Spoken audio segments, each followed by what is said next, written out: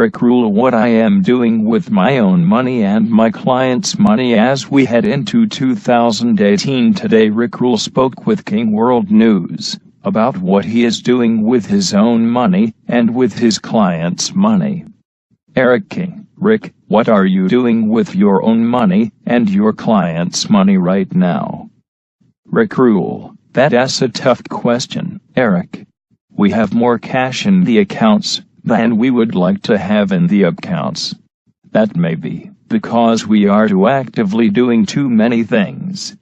Our intention was to be more invested than we are now, primarily through the private placement side of the business. I prefer the private placements as a consequence of the warrants.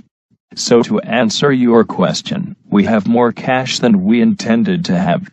If you asked me what I intended to do with the money, clearly the answer is to put it to work, putting as much of it to work privately as I am able. 2108 Outlook: I think 2018 is going to be a fairly good year in the sense that there is a lot of money available to extractive industries, and not too much of it is dumb money.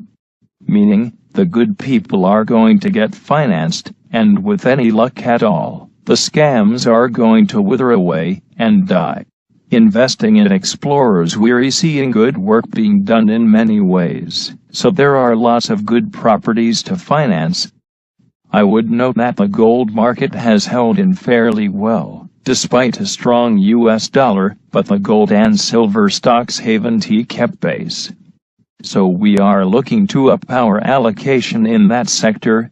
We will be looking to invest in early-stage exploration, particularly the prospect generators. Cryptocurrencies crashed 25% to 50% across the board. You'll get whiplash just from watching. Overnight and this morning, cryptocurrencies crashed across the board in a spectacularly dizzying way. The craziness of this, and the religious fervor with which these things are being promoted, and what happens when some folks are trying to get out, are taking on ever grander, more exaggerated, and even humorous proportions. So here are the top 8 cryptos by market capitalization, with prices at the moment. There is one thing I can guarantee: by the time you read this, prices will have changed dramatically, one way or the other, in a whiplash-inducing manner. Bitcoin, BTC, with a market capitalization currently of $200 billion, has crashed 23% so far today to $12,121, according to World Coin Index.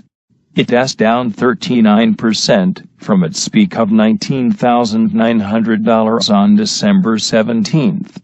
Chart via World Coin Index. Note that the prices quoted at different exchanges around the globe vary by a large margin. Bitfinex, the largest exchange by volume, quoted BTC just above $12,000, while CEX, the 6th largest exchange, quoted it about $2,000 higher. So this is pricing chaos.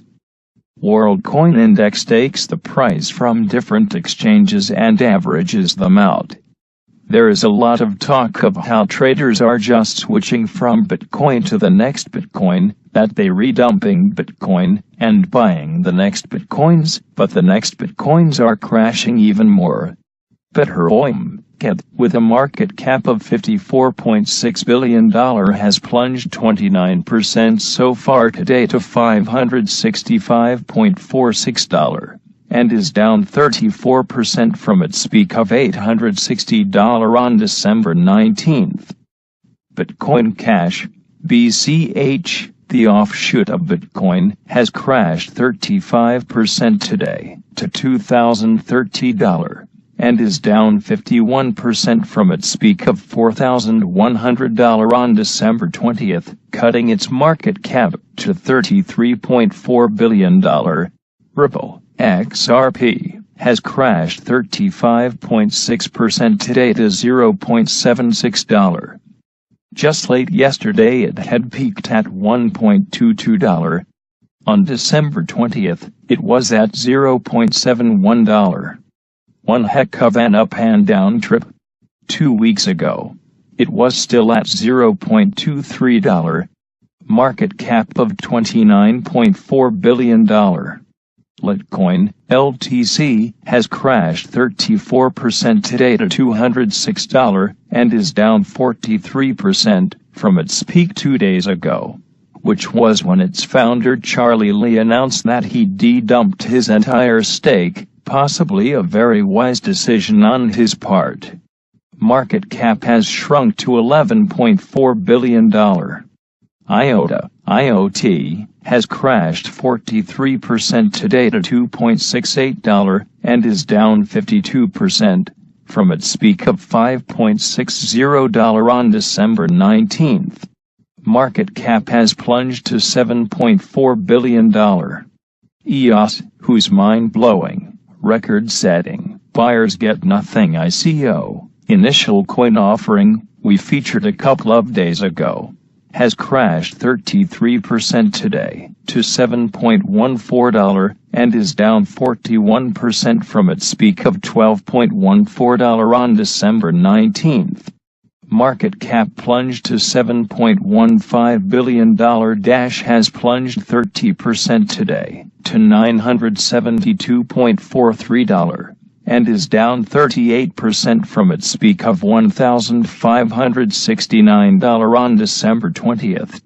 Market cap is now down to $7.5 billion. All kinds of reasons are being trotted out to explain this massacre, but there are really just three things that matter, and that came together. There is no liquidity in cryptocurrencies, and it's devilishly hard to get out without crashing the price. So when even a modest amount of selling occurs, the price crashes. There is no rational framework with which to value these things, so they cannot be overvalued or undervalued, and the price can go anywhere, and that's what it does.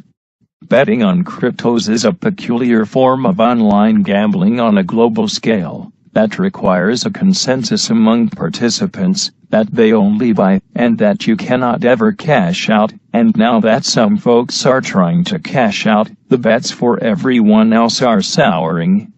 The same dynamics that pushed prices up have reversed and are causing them to crash. Every day, I get a dozen or more emails in my inbox that promote one or the other crypto or ICO. There have been about 170 ICOs so far this year that raised over $4 billion. So this is big money.